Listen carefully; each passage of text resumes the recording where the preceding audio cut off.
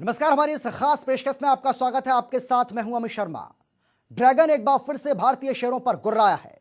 वो शायद भूल गया है कि कैसे गलवान में 20 भारतीय जवानों के बदले उसे अपने 40 चीनी चूजे गंवाने पड़े थे। अब की बार उसने पंगा पैंगोंग झील के पास लिया और इस हमले का जो बदला लिया भारत ने, वो सबने देखा। लेकिन अब की बार हमने उसे ऐसी चोट दी है कि वो बिलबिला उठा है। उसे अब की बार भारत ने उसके 118 चीनी ऐप्स को बैन कर दिया है। और ऐसा ही एक्शन भारत ने कुछ समय पहले लिया था जब चीन के 59 ऐप्स को बैन किया गया था। यानी अब कुल मिलाकर 224 चीनी ऐप्स ऐसे हैं जो बैन किए जा चुके हैं। भारत के इस करारे आर्थिक प्रहार से चीन को हजारों करोड़ की चपत का अनुमान लगाया जा रहा है। भारत के ये तेवर देख अब उसे भी एहसास हो गया है कि उसने जिस हिंदुस्तान से पंगा लिया है वो नए मिजाज और नए अंदाज वाला हिंदुस्तान है।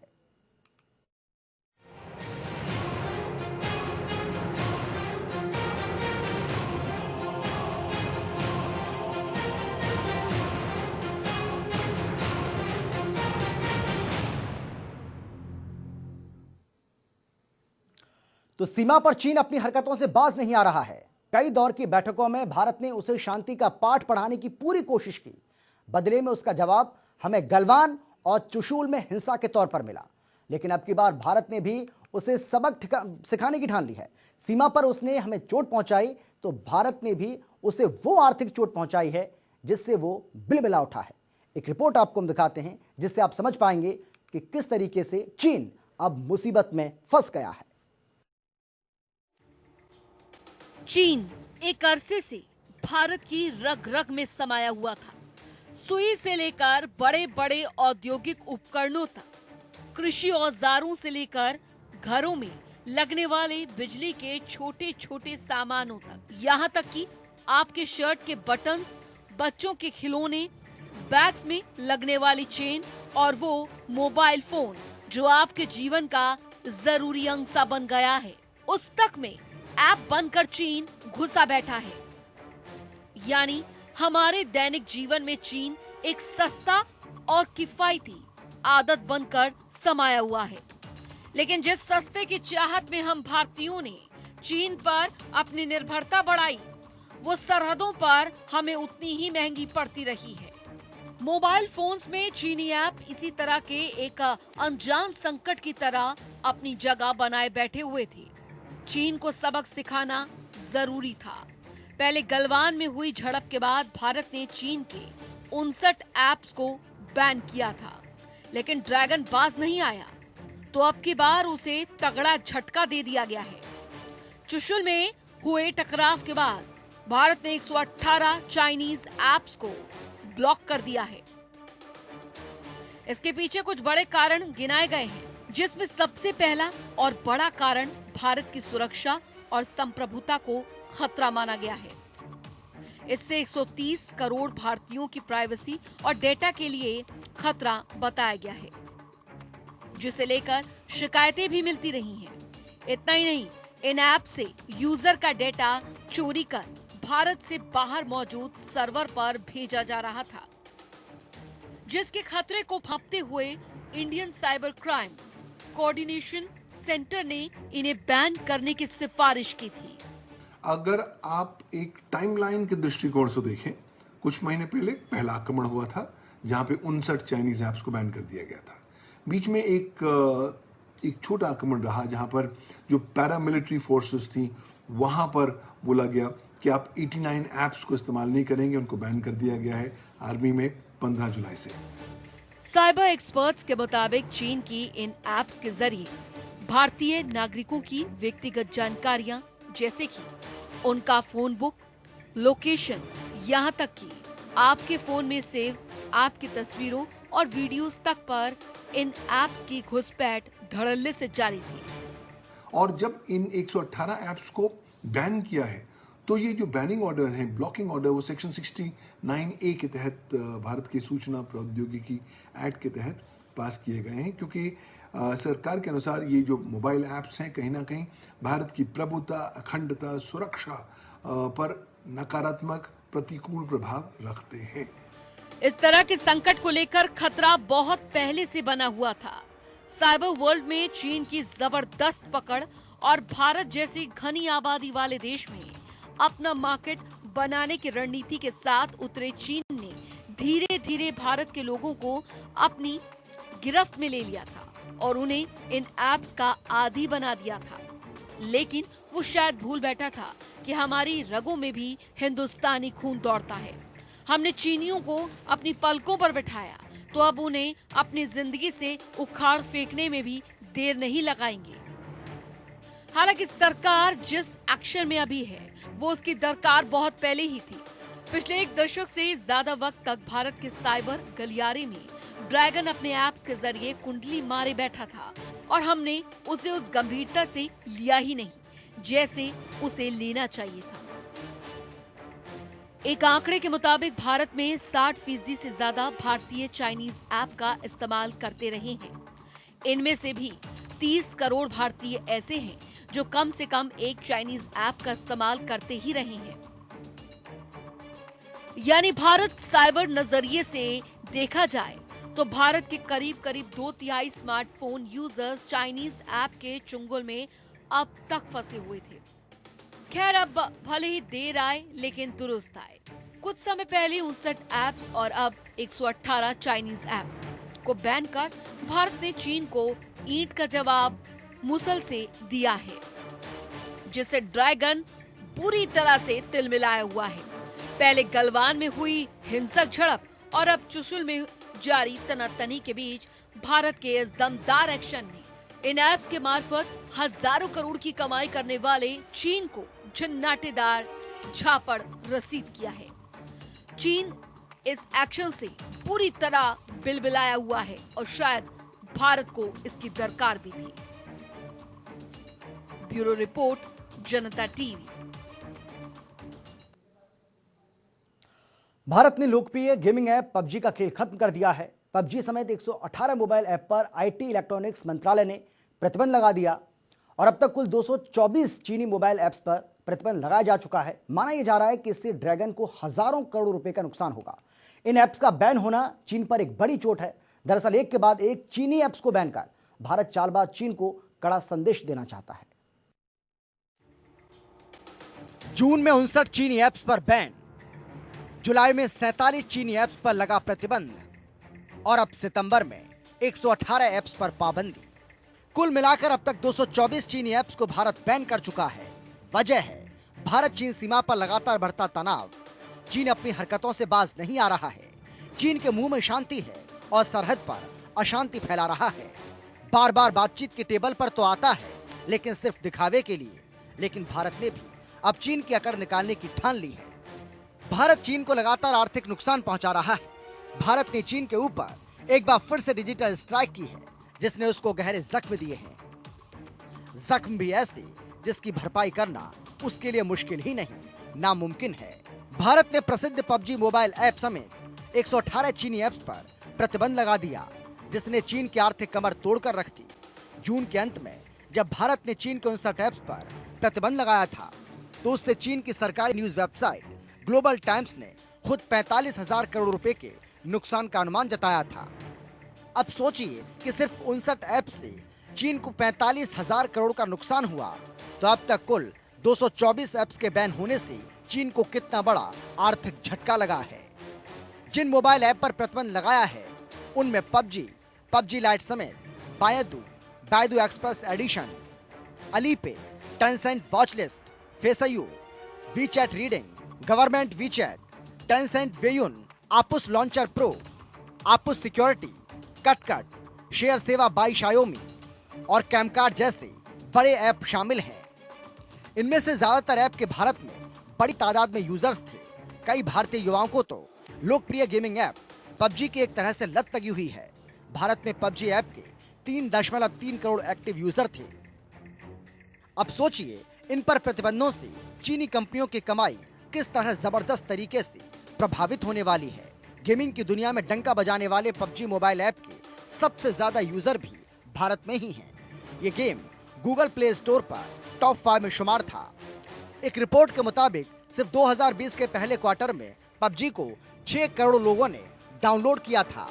इतना ही नहीं, मई में पबजी दुनिया का सबसे ज्यादा मुनाफा कमाने वाला मोबाइल गेम बना था। उसे 22.6 करोड़ डॉलर यानी करीब 1700 करोड़ रुपए का राजस्व मिला था। अब भारत में बैन से न सिर्फ पबजी का यूजर बेस घटेगा बल्कि तगड़ी आर्थिक चोट भी पहुंचेगी। सिर्फ टिकटॉक पर बैन से सालाना 720 करोड़ रुपए का चीन को नुकसान हुआ। भारत ने जब पहली बार 59 चीनी मोबाइल ऐप पर प्रतिबंध लगाया था तब बौखलाए चीन ने इसे WTO यानी वर्ल्ड ट्रेड ऑर्गेनाइजेशन की शर्तों का उल्लंघन बताया था। इसके बाद भी भारत ने न सिर्फ चीन की आपत्तियों को दरकिनार किया बल्कि जुलाई में 47 और 2 सितंबर को 118 मोबाइल ऐप पर प्रतिबंध लगा दिया। ये ड्रैगन के लिए 2 टूक संदेश था कि भारत किसी भी दबाव में झुकने वाला नहीं है।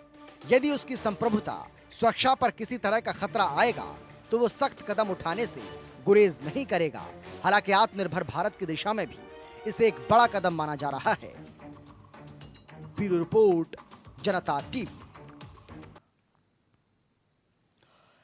चालबाज चीन पर भारत का शिकंजा लगातार कसता जा रहा है। आर्थिक मोर्चे पर भारत की ओर से चीन के खिलाफ लगातार ऐसे फैसले लिए जा रहे हैं जो उसकी अर्थव्यवस्था को चौपट करने के लिए काफी हैं।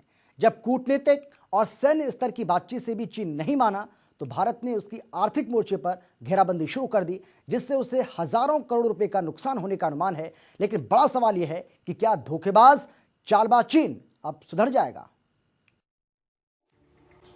पबजी समेत चीन के 118 ऐप पर पाबंदी के फैसले के बाद चीनी सरकार और उसकी सेना अपनी हरकतों से बाज आएगी, ये कह पाना तो मुश्किल है। लेकिन हाँ, भारत की ओर से एक के बाद एक लिए जा रहे कड़े और कठोर फैसलों ने उसकी कमर जरूर तोड़कर रख दी है। इससे पहले भी भारत ने चीन के करीब 100 से ज्यादा ऐप्स को बैन कर दिया था, जिससे चीन पूरी तरह तिलमिला गया था। उम्मीद थी कि विस्तारवादी सोच रखने वाले ड्रैगन को थोड़ी अक्ल आएगी, मगर ऐसा न हो सका।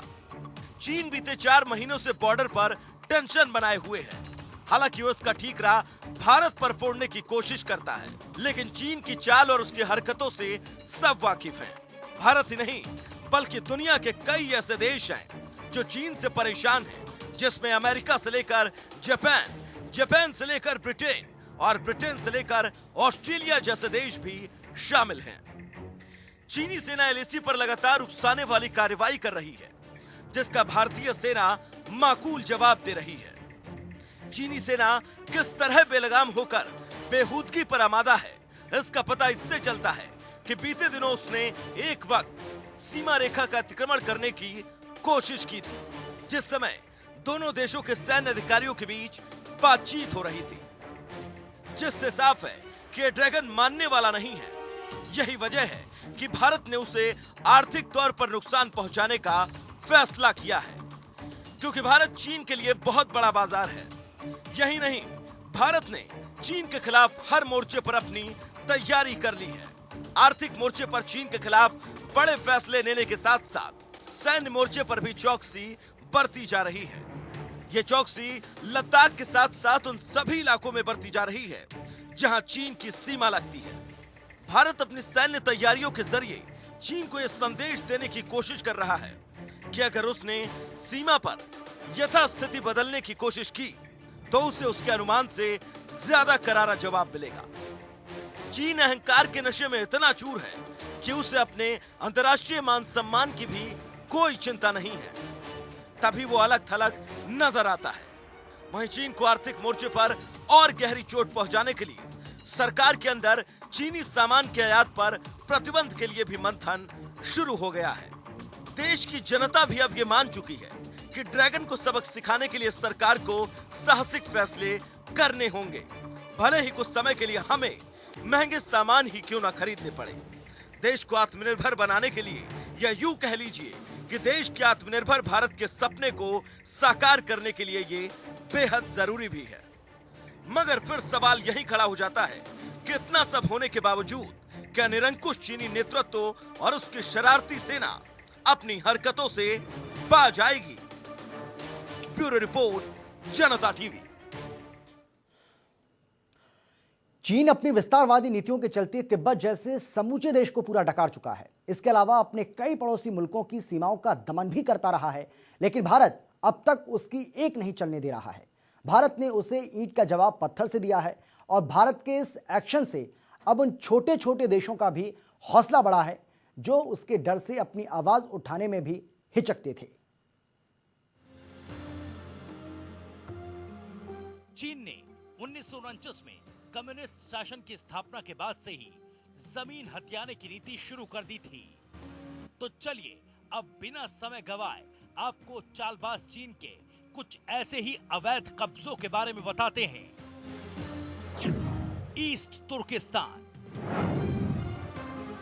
16.55 लाख वर्ग किलोमीटर का भूभाग 1934 में पहले हमले के बाद 1949 तक चीन ने ईस्ट तुर्किस्तान पर कब्जा कर लिया।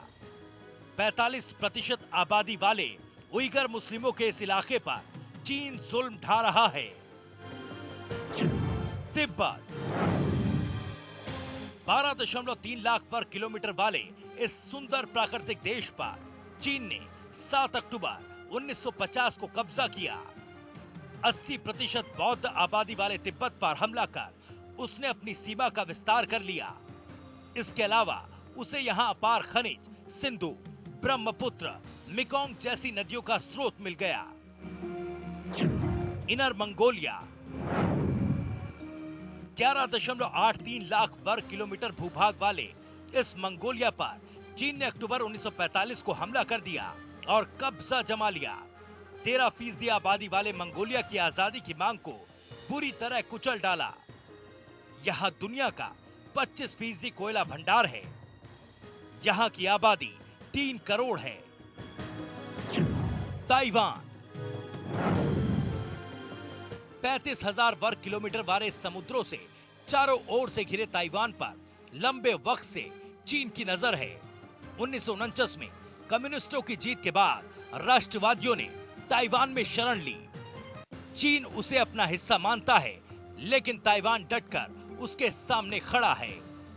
ताइवान को अमेरिकी समर्थन प्राप्त है और इसलिए चीन चाहकर भी उस पर हमला नहीं कर पा रहा। हांगकांग चीन ने 1997 में हांगकांग पर जबरन कब्जा कर लिया। इन दिनों वो राष्ट्रीय सुरक्षा कानून लागू कर हांगकांग पर शिकंजा कसने की फिराक में है। 50.5% चीन का विदेशी निवेश और व्यापार हांगकांग के जरिए ही आता है। मकाओ 450 साल के शासन के बाद 1999 में पुर्तगालियों ने चीन को मकाओ सौंप दिया। रूस से भी सीमा विवाद। रूस से 52,000 वर्ग किलोमीटर क्षेत्र पर चीन का विवाद। 1969 में चीन ने हमले की कोशिश की, लेकिन रूस से मुंह की खाई। दक्षिण चीन सागर इस क्षेत्र में 7 देशों से हड़पने की कोशिश Taiwan, Brunei, Indonesia, Malaysia, Philippines, Vietnam, Singapore से तनाव है। 35.5 लाख वर्ग किलोमीटर में फैले दक्षिण चीन सागर के 90% क्षेत्र पर चीन दावा करता है। तो ये वो देश हैं जिन पर चीन ने कब्जा कर रखा है। क्या इन्हें अपना हिस्सा बताता है? इन सभी देशों का कुल एरिया करीब 41,13,709 वर्ग किलोमीटर से ज्यादा है, यानी ये चीन के कुल एरिया का 43% है।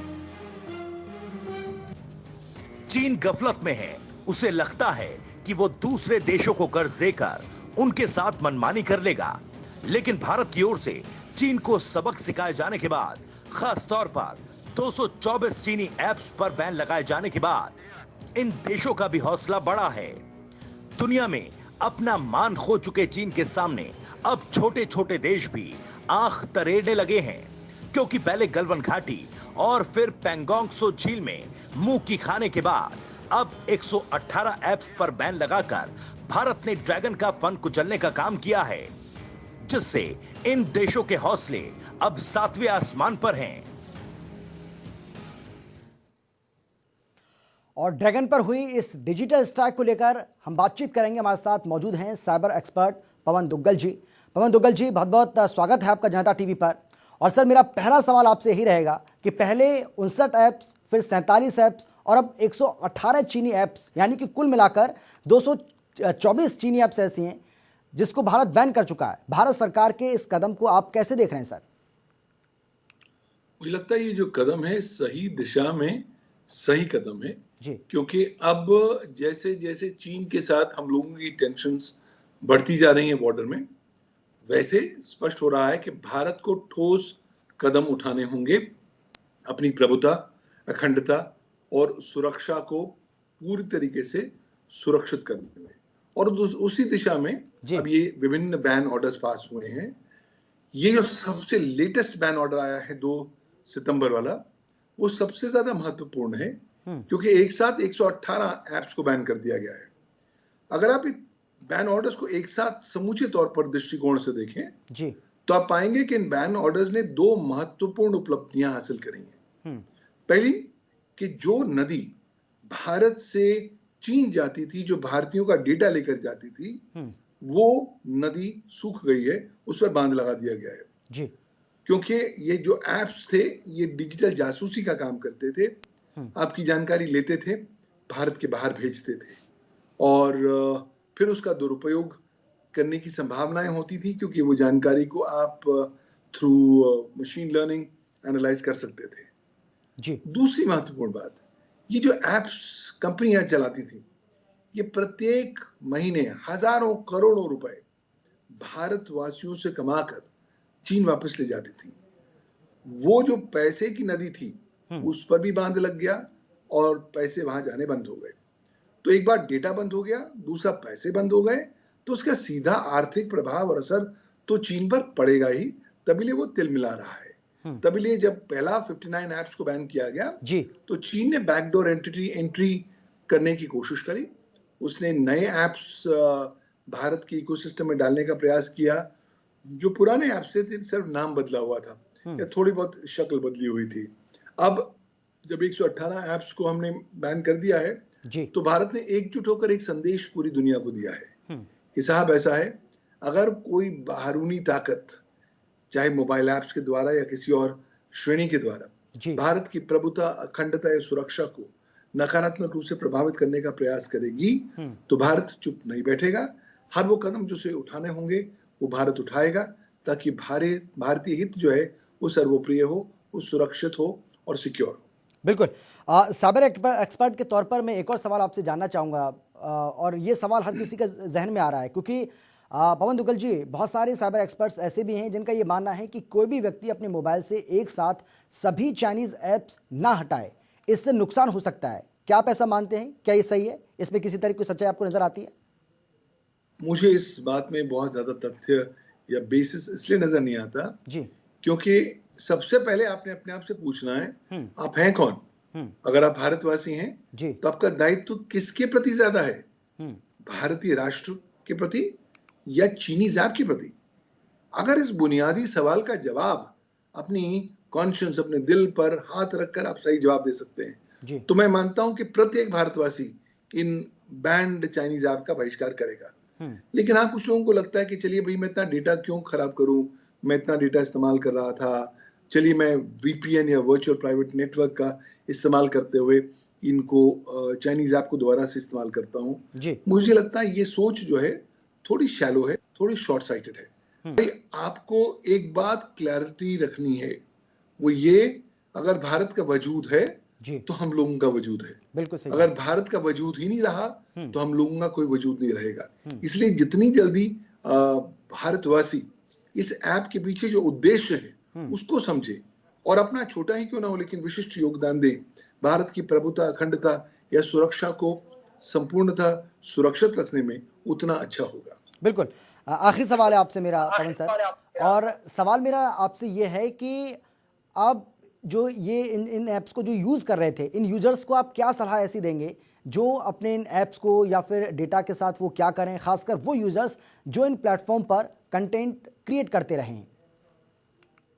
देखिए, अगर आप यूजर्स हैं जो इन प्लेटफॉर्म्स पर कंटेंट क्रिएट करते रहे हैं तो मेरी आपसे निवेदन है कि आप नए प्लेटफॉर्म्स को ढूंढिए, खास तौर पर वो प्लेटफॉर्म्स जिनका ताल्लुक चीन के साथ ना हो। देखिए, चीन के साथ ऑलरेडी टेंशन्स लगातार बढ़ती जा रही हैं और जैसे जैसे और टेंशन्स बढ़ेंगी और प्रकार के बैन ऑर्डर्स आने की भी संभावना रहेगी।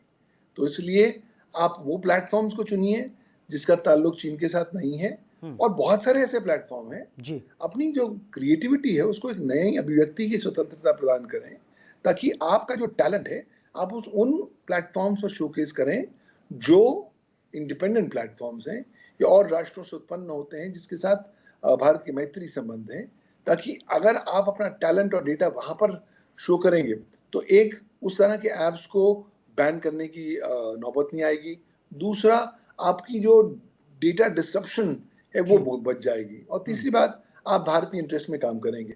तो जितनी जल्दी आप नए विकल्पों को ढूंढें और उन पर अपने प्लेटफॉर्म पर अपनी डिजिटल प्रेजेंस को बनाएं, वो ज़्यादा बेहतर होगा। बिल्कुल, बहुत शुक्रिया आपका पवन दुग्गल जी हमारे साथ जुड़ने के लिए, ये बातचीत करने के लिए, और तमाम हमारे ऐसे दर्शक जो वाकई में अपनी साइबर सुरक्षा को लेकर बेहद चिंतित थे। हमें उम्मीद है कि कहीं ना कहीं जो वो सोच रहे थे या जो कुछ भी उनके मन में शंका थी वो इससे दूर हुई होगी। फिलहाल इतना ही, छोटे से ब्रेक के बाद फौरन लौट रहे हैं। आप देखते रहिए जनता टीवी।